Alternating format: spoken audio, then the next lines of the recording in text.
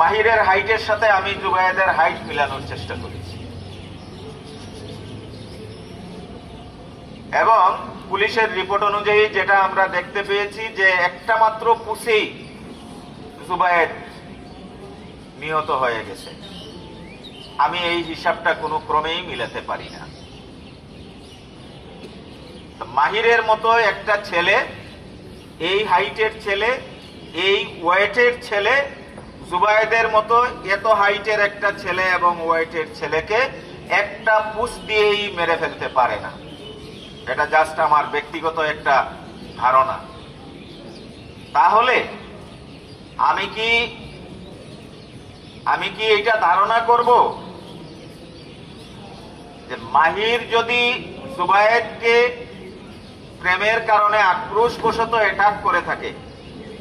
আমরা সচরাচর সমাজে যেটা দেখি যে আক্রোশবশত যদি কেউ কাউকে অ্যাটাক করে, এটা এলোপাতাড়ি অ্যাটাক হয়, কারণ তখন তার মাথা ঠিক থাকে না, এলোপাতাড়ি অ্যাটাক হয়।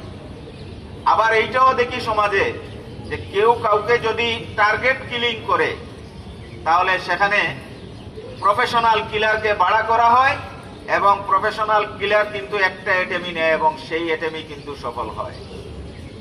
আমি জানি না, আমি সন্দেহ করতে চাই না, আমার মনে প্রশ্ন জাগে, তাহলে কি কোনো প্রফেশনাল কিলারকে কন্ট্রাক্ট করে আমার শিক্ষার্থী জুবায়েদকে হত্যা করা হয়েছে এবং তাকে বাঁচানোর জন্য মাহিরকে খুনিতে রূপান্তরিত করা হচ্ছে?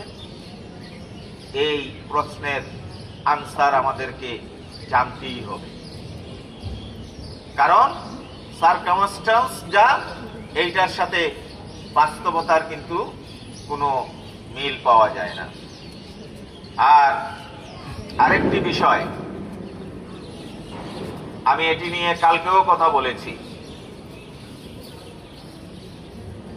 আমাদের পুলিশ প্রশাসন ডিএমপিতে যে সংবাদ সম্মেলন করেছে